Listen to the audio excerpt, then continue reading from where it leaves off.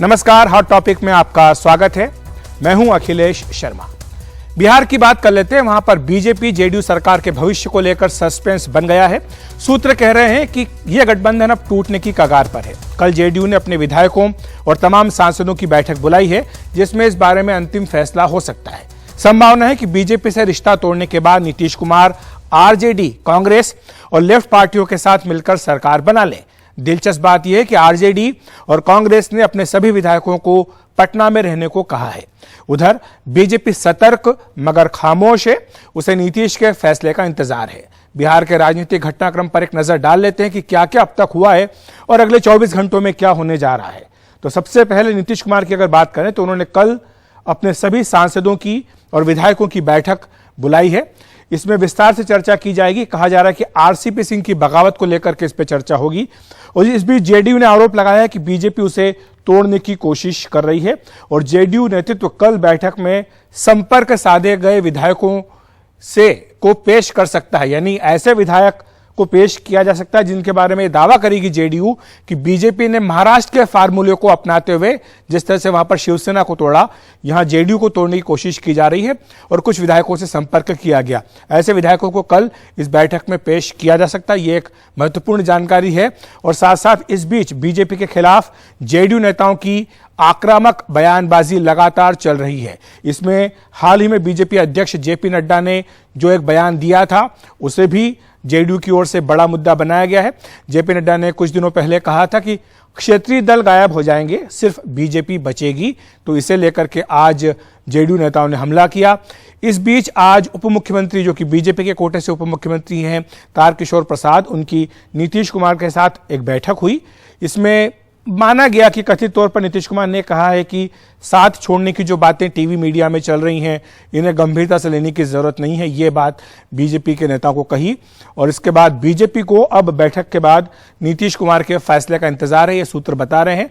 इस बीच मुख्यमंत्री के करीबी सूत्र ये कह रहे हैं कि वो मानने के मूड में इस बार नहीं है। कल अपने विधायकों के साथ, सांसदों के साथ बैठक करके नीतीश अगला कदम तय करेंगे। सूत्रों के मुताबिक अधिकांश जो विधायक, चूंकि अभी विधानसभा चुनाव हुए केवल 1.5 साल हुए, इसलिए मध्यावधि चुनाव के पक्ष में नहीं है। और जेडीयू के जो विधायक है वो चुनाव में जाने के बजाय नई सरकार, नए गठबंधन के पक्ष में है। और साथ ही बीजेपी से अलग होने पर आरजेडी नीतीश कुमार का साथ दे सकती है। आप जानते हैं कि इससे पहले भी आरजेडी नीतीश कुमार में समझौता हो चुका है। आरजेडी, जेडीयू, कांग्रेस और लेफ्ट पार्टियों की ताकत जो है बहुमत से काफी ज्यादा है। तो ये कल एक संभावित तस्वीर इन आंकड़ों से बनती हुई दिखाई दे रही है। इस बीच ये भी एक तस्वीर बन सकती है कि शायद बीजेपी और जेडीयू में पैचअप हो जाए, जो मतभेद हैं उनको सुलझे लिया जाए। लेकिन अभी तक इस तरह कोई गंभीर कोशिश होती हुई नजर आ नहीं रही है। और सवाल ये उठ रहा है कि आखिर नीतीश कुमार नाराज क्यों हैं। 8 बड़े कारण, उन पर एक बार नजर डाल लेते हैं कि बीजेपी नीतीश कुमार की मांगों को नहीं मान रही है। वो चाहे जितनी उनकी मांग किसी भी चीज को लेकर हो, चाहे मंत्रिमंडल गठन को लेकर हो, चाहे स्पीकर को लेकर हो, उन्हें बीजेपी ने नहीं माना है। चाहे सुशील मोदी की भूमिका को लेकर हो, नहीं माना है। इसीलिए नीतीश कुमार नाराज हैं। दूसरा कारण यह है कि वो विधानसभा के स्पीकर को तुरंत हटाने की मांग कर रहे हैं। उनके साथ उनकी पटरी बिल्कुल नहीं बैठती है और स्पीकर और नीतीश के बीच अक्सर तनातनी होती है। और एक बार तो ये विधानसभा के जो फ्लोर है उसके ऊपर भी देखने को मिली थी। 2024 का लोकसभा चुनाव बीजेपी चाहती है कि विधानसभा चुनाव, लोकसभा चुनाव एक साथ करा लिया जाए बिहार में, लेकिन नीतीश कुमार इसके पक्ष में नहीं है। और साथ ही बीजेपी के कोटे से अपने मंत्री चुनने वाली बात भी उन्हें वो चाहते हैं कि मानी जाए कि बीजेपी के जो मंत्री वो भी वही चुने। बिहार बीजेपी पर जिस तरह से गृह मंत्री अमित शाह का नियंत्रण है, इससे लेकर भी नीतीश कुमार नाखुश बताए जाते हैं। सुशील मोदी के दौर वाली पकड़ चाहते हैं नीतीश कुमार कि जब सुशील मोदी उप मुख्यमंत्री और नीतीश कुमार मुख्यमंत्री थे, तब जो एक उनकी जुगलबंदी थी, उस जुगलबंदी को वो वापस लाना चाह रहे हैं। और साथ ही जेडीयू से केंद्र में 2 मंत्री पद की मांग की थी, बीजेपी ने उसे नहीं माना है। यह भी उनकी नाराजगी का एक बड़ा कारण है। और अगर नीतीश कुमार पलटते हैं, इस तरह से बीजेपी से रिश्ता तोड़ के आरजेडी के पास जाते हैं, तो कोई नई बात नहीं है, क्योंकि इससे पहले भी कई बार वो पलट चुके हैं। उनका पलटने का इतिहास रहा है। 1996 में लालू प्रसाद से अलग होकर उन्होंने समता पार्टी बनाई थी। 1996 से 2013 तक वे बीजेपी के साथ रहे। 2013 में जब बीजेपी ने मोदी को पीएम कैंडिडेट बनाया तो उसका विरोध करते हुए वो बीजेपी से अलग हो गए। 2014 में 20 साल बाद लालू प्रसाद के साथ वापस चले गए, उनके साथ गठबंधन किया। 2015 में लालू प्रसाद के साथ बीजेपी को हराकर सरकार बनाई, लेकिन 2017 में लालू प्रसाद से आरजेडी से अलग हो गए और बीजेपी के साथ आ गए और सरकार बनाई। फिर 2019 का लोकसभा चुनाव, 2020 का विधानसभा चुनाव बीजेपी के साथ मिलकर लड़ा, प्रशांत किशोर को उपाध्यक्ष बनाया, फिर हटाया। तो ये इस तरह के फैसले उनके होते रहते हैं। अब जो अंक गणित है बिहार विधानसभा का, उस पर नजर डाल लेते हैं कि संभावित समीकरण क्या हो सकता है और मौजूदा समीकरण क्या है। बिहार विधानसभा में कुल सदस्य जो हैं वो 243 हैं। बहुमत का आंकड़ा यहां पर 122 का है। और अभी जो स्थिति है जिसमें कि बीजेपी जेडीयू सरकार चल रही है, बीजेपी दूसरे नंबर की सबसे बड़ी पार्टी है 77 विधायकों के साथ, जेडीयू के 45 विधायक हैं और कुछ अन्य भी उनके साथ है। तो इस तरह से उनके पास 127 बहुमत का आंकड़ा है। वहीं जो महागठबंधन है 80 आरजेडी है, सीपीएम 2, सीपीआई 2, सीपीआई माले 12 और कांग्रेस के 19 विधायक है। तो इस तरह से कुल मिलाकर के इनकी संख्या जो है वो काफी बड़ी बन जाती है। और जो बहुमत का आंकड़ा है उसको लेकर के भी एक बात जो कही जा रही कि अगर इसके बाद जो स्थिति बनती कि अगर जेडीयू बीजेपी का साथ छोड़ करके आरजेडी से हाथ मिलाती है तो क्या होगा, तो वो भी संख्या के बल के हिसाब से उन्हें कहीं कोई दिक्कत नहीं होगी, क्योंकि आरजेडी 80 विधायकों के साथ सबसे बड़ी पार्टी है, जेडीयू 45 के साथ तीसरे नंबर की पार्टी है और अन्य कांग्रेस लेफ्ट फ्रंट को मिला करके वहां पर इनका आंकड़ा 160 का बनता है, जो कि बहुमत के 122 के आंकड़े से काफी ज्यादा है। और वहीं बीजेपी जो है 77 पर ही रह जाएगी और बीजेपी के साथ हम के 4 विधायक हैं। तो इस तरह से बीजेपी नहीं कहीं भी अपनी सरकार बनाने की जुगत बैठा पाएगी। इस बीच जेडीयू नेता लल्लन सिंह ने आरसीपी सिंह को लेकर बीजेपी पर हमला बोला है और कहा है कि बिहार में एक और चिराग मॉडल तैयार किया जा रहा था। लल्लन सिंह के बयान पर चिराग ने पलटवार किया और उन्होंने पूछा कि बताएं कि आखिर नीतीश का मॉडल क्या है। आइए सुन लेते हैं। एक मॉडल इस्तेमाल किया गया था 2020 के विधानसभा के चुनाव में, चिराग मॉडल, और दूसरा चिराग मॉडल तैयार किया जा रहा था। लेकिन कभी अगर होगा आगे तब बताएंगे कि षड्यंत्र कहां कहां हुआ और कैसे कैसे हुआ। भैया अगर चिराग मॉडल की बात कर रहे हैं तो चिराग का तो मॉडल विकास का मॉडल है। हम बात करते हैं बिहार फर्स्ट, बिहारी फर्स्ट की। मुख्यमंत्री जी बताए ना कि नीतीश मॉडल क्या रह गया है, क्या नीतीश मॉडल बिहार में, बताइए मुझे। बाढ़ में लोगों को डूबने देना, सुखाड़ में इस किसानों को मरने देना, बेरोजगारी में युवाओं को पलायन करने देना, अस्पतालों की हालत ऐसी कि मुख्यमंत्री स्वयं दिल्ली जाएं अपने आंख का इलाज कराने, और आए दिन बढ़ रहे अपराध। क्या ये है नीतीश मॉडल? बात करते हैं भैया आप चिराग मॉडल की। भाई चिराग मॉडल क्या है? चिराग मॉडल मेरे नेता का एक अंतिम सोच, उनका एक अंतिम vision, Bihar first, Bihari first. हमारे साथ माधव आनंद जी हैं, जेडीयू नेता, और साथ ही पीकेडी नाम्बियार साहब है, राजनीतिक विश्लेषक। आप दोनों का बहुत बहुत स्वागत है एनडीटीवी इंडिया पर। माधव जी, सबसे पहले आपके पास ही आऊंगा। आपने पूरी तस्वीर देखी होगी, जो घटनाक्रम चल रहा है उसकी जानकारी भी हमने दर्शकों को दी है। चूंकि कल ये बैठक होने जा रही है, इस पर सबकी नजरें हैं, क्या यह मान करके चला जाए कि बीजेपी जेडीयू का रिश्ता टूट जाएगा? देखिए, अभी तो जो वर्तमान स्थिति है, वर्तमान में तो एनडीए की सरकार चल रही है, आप भी जानते हैं, मैं भी जानता हूं। और भविष्य में क्या होगा, भविष्य वक्ता ना मैं हूं ना आप हैं, भविष्य को किसी ने देखा नहीं है।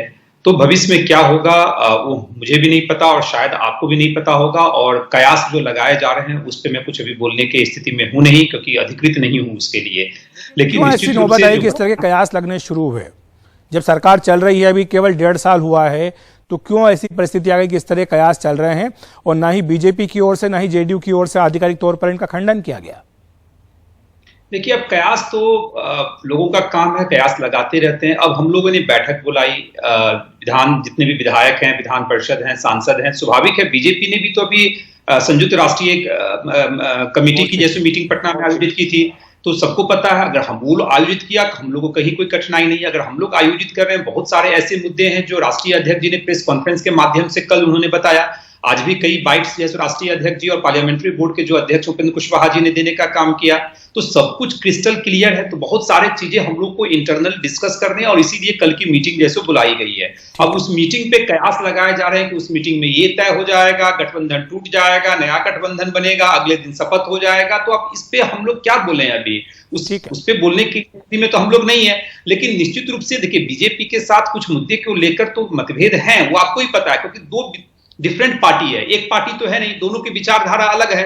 कुछ मुद्दे पे मेरी सहमति है, कुछ मुद्दे पे हम लोग की सहमति नहीं है।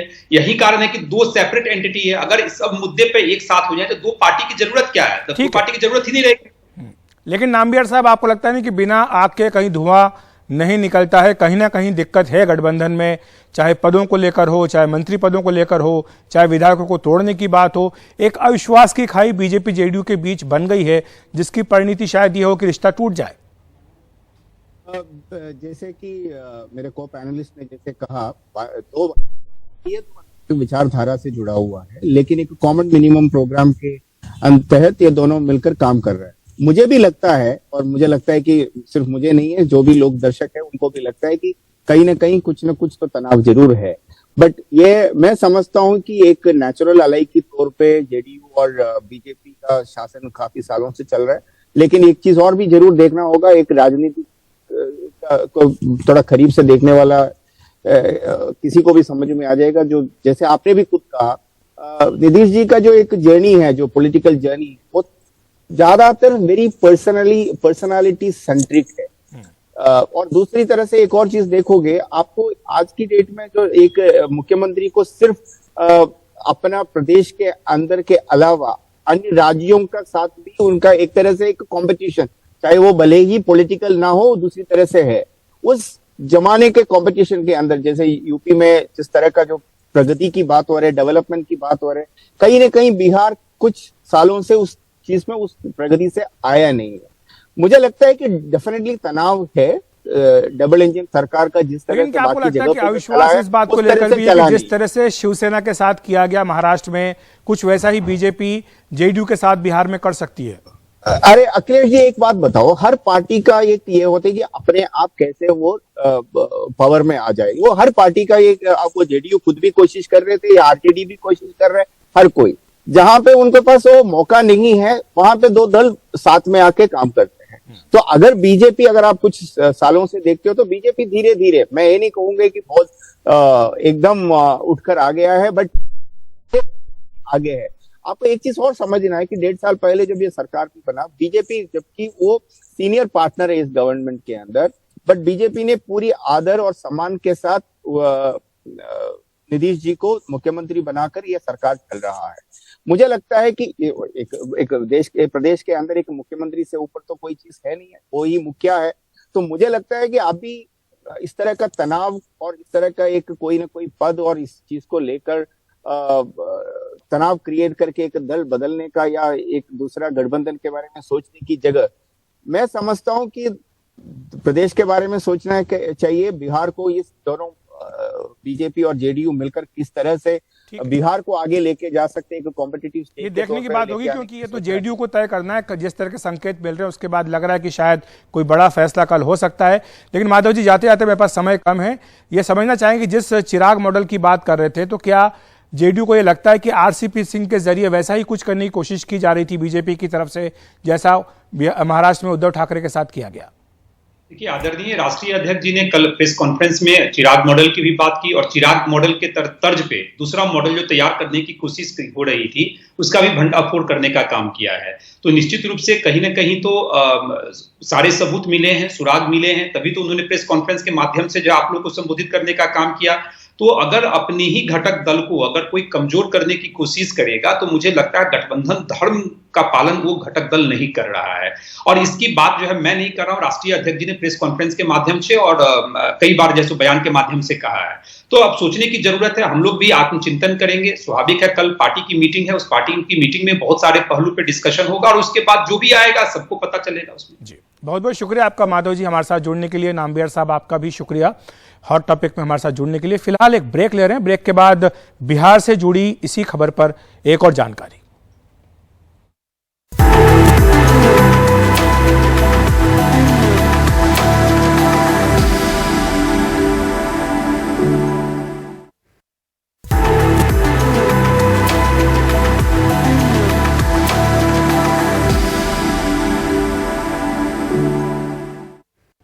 नीतीश कुमार कल जेडीयू विधायकों से बात करेंगे, उसके बाद वो अपने अगले कदम को लेकर कोई फैसला करेंगे। वरिष्ठ जेडीयू नेताओं ने ये जानकारी दी है। नहीं, अभी सरकार की सेहत की बात कहाँ है, अभी तो सरकार चल रही है। और हमने कहा कि जदयू में कुछ बातें हुई हैं, उस पर विमर्श और विश्लेषण के लिए बैठक बुलाई गई है। अब उसके उसमें क्या क्या बातें आती हैं, उसके क्या क्या राजनीतिक मायने निकलते हैं, उसके बाद दल के सारे वरीय लोग बैठ के फैसला लेंगे। तो क्या उसके बाद एनडीए पर भी चर्चा हो सकती है और इस बैठक में? चर्चा कोई निर्धारित तो सिर्फ एक विषय है जो हम कह रहे हैं आपको। तो हॉट टॉपिक में इतना ही। नमस्कार।